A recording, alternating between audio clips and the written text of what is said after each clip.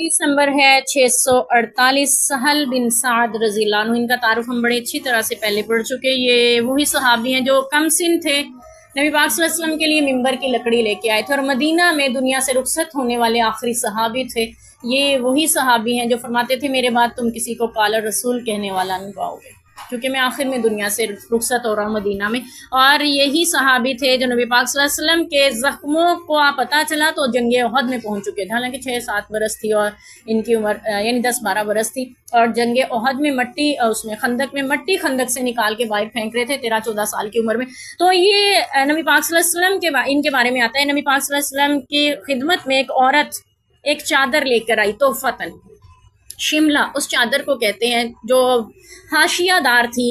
اور حاضرین یعنی پھر سیدنا سہل نے حاضرین سے پوچھا کیا تم جانتے ہو وہ بردہ کیا چیز ہے، یعنی وہ چادر کیا چیز ہے؟ انہوں نے کہا ہاں جانتے ہیں، وہ شملہ یعنی چادر کو کہتے ہیں. حضرت سہل نے کہا ہاں. اس عورت نے کہا اس کو میں نے اپنے ہاتھوں سے بنا ہے، اللہ کے رسول اتنے خلوص سے بنا کے لائی ہوں، اپنے چادر سے اپنے ہاتھوں سے بنا کے لائی ہوں تاکہ آپ اس کو پہنیں. آپ صلی اللہ علیہ وسلم نے اسے قبول کیا، کیونکہ آپ صلی اللہ علیہ وسلم کبھی تحفہ لینے سے انکار نہیں فرماتے تھے، اگرچہ وہ کم قیمت ہوتا یا اعلیٰ قیمت کا. آپ صلی اللہ علیہ وسلم نادر چیزیں بھی قبول کرتے تھے، اور کسی نے آپ صلی اللہ علیہ وسلم اس کے خلوص کو دیکھتے تھے. اور امت کو بھی حکم ہے کہ تم میں سے کوئی اپنی حدیث کا مفہوم ہے ہمسائی کو کوئی بکری کا جو کھر ہوتا ہے نا وہ بھی تحفے پہ دے تو اسے انکار نہیں کرنا چاہیے، جس کو ہم پائے بھی کہہ سکتے ہیں. بکری کے پائے آپ کے گھر آئے، آپ کے ہم نہیں بنا سکتے، ان کو لے جاؤ کھا لو، تو ایسے نہیں کرنا چاہیے. اسے قبول کریں، آپ نے استعمال نہیں کرنا، آپ کسی اور کو دے دیں. جیسا کہ ہاں ہم نے پیچھے پڑھا تھا نا کہ حضرت عمر رضی اللہ عنہ کو یا حضرت علی رضی اللہ عنہ کو آپ نے ریشم کا ایک جبہ جو تھا وہ تحفتاً دیا، تو وہ پہن کے آگے آپ نے فرمایا یہ کیا دیا، میں نے تمہیں اس لیے نہیں دیا تھا پہن لو، اس لیے دیا تھا کہ اپنی عورتوں کو دے دو گھر میں. ٹھیک ہے، یعنی آپ اپنے کسی کے دیے ہوئے تحفے کو آگے بھی کسی کو دے سکتے ہیں. ضرور آپ کو نہیں پسند یا آپ کے استعمال کے قابل یا آپ کے لیے کوئی ضرورت نہیں ہے اس کی، تو آپ کسی کو بھی دے سکتے ہیں، لیکن انکار نہیں کرنا چاہیے صرف اس وجہ سے کہ کم قیمت ہے یا کمتر ہے آپ کی نظر میں. تو بہرحال یعنی فرماتے ہیں آپ صلی اللہ علیہ وسلم نے اس کو قبول کیا. وہ خاتون تحفہ لے کے آئی ہیں، اپنے ہاتھوں سے بنی ہوئی چادر ہے، اور اس وقت آپ کو اس کپڑے کی ضرورت بھی تھی، یعنی سردی کے موسم میں جس کو کہتے ہیں نا کہ گرم کپڑے کی آپ کو بہت ضرورت تھی. تو فرماتے ہیں کہ وہ بس آپ باہر تشریف لائے اور وہ چادر آپ نے پہنی ہوئی تھی، یعنی آپ کو ضرورت تھی، اس لیے آپ صلی اللہ علیہ وسلم گھر تشریف لے گئے، فوراً گئے اس چادر کو پہنا لپیٹا اپنے اوپر اور باہر تشریف لے آئے. پھر ایک شخص نے اس کی تعریف کی کہ اللہ کے رسول بہت پیاری لگ رہی ہے، آپ بہت اچھے لگ رہے ہیں. تو اس سے بھی ہمیں پتہ چلا کوئی اچھا لباس پہنے تو اس کی تعریف بھی کی جا سکتی ہے. اور آپ صلی اللہ علیہ وسلم نے ہمیں دعا بھی سکھائی ہے، جب کوئی نیا لباس پہنے تو اس کو دعا دی جائے. مختلف دعاؤں کے حصے جو ہیں اس کو ملا کے پڑھتے ہیں. تو یخلف اللہ تعالی البس جدید و عش حمید و متشہیدہ، تو اس کو پہنے ہنڈائے بوسیدہ کرے، عزت کی زندگی جیے، شہادت کی موت پائے.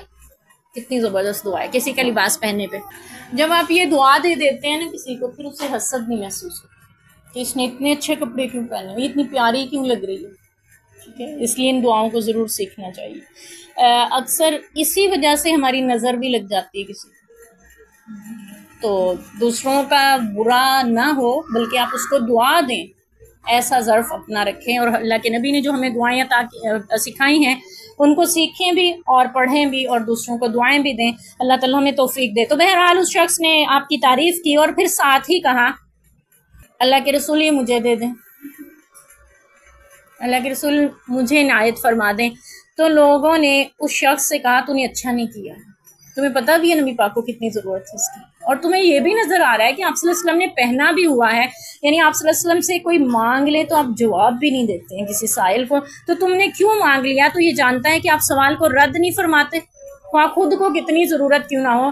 تو آپ صلی اللہ علیہ وسلم گھر تشریف لے گئے، اس چادر کو اتارا، طے کر کے لا کے اس کے حوالے کر رہے ہیں. تو جب تک آپ یعنی چادر لینے گئے ہیں نا اس کے لیے، لوگ اس کو باتیں کیے جا رہے کہ یہ تم نے کیا کیا، تمہیں پتہ بھی ہے نبی پاک کو ضرورت تھی. یعنی ہر کوئی اپنے جذبات اور احساسات نبی پاک کے لیے رکھتا ہے، اور اس خاتون نے بنائی نبی پاک کے لیے، اور تمہیں کیا پڑی بیچ میں سے یعنی کہنے کی کہ اللہ کے رسول مجھے دے دیں. تمہیں پتہ بھی ہے نبی پاک رد نہیں کرتے کسی کا سوال.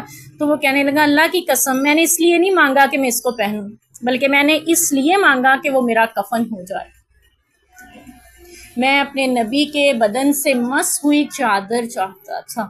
تو یہی وجہ ہے. پھر سہل بن سعد رضی اللہ عنہ کہتے ہیں پھر وہی چادر اس کا کفن بنی.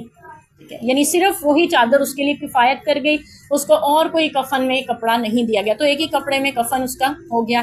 تو یہی وجہ ہے کہ ہمارے دور میں تو نبی پاک صلی اللہ علیہ وسلم کے تبرکات میسر نہیں ہیں کسی کو, تو وہ یہ کوشش کرتے ہیں کہ اس مٹی میں دفن ہو جائیں جہاں پہ میرے نبی نے کبھی سانس لی ہے, اور جہاں پہ آپ صلی اللہ علیہ وسلم کے قدموں کی دھول بنی ہے وہ خاک ہمارا کفن ہو جائے, ہمارا دفن ہو جائے وہاں پہ.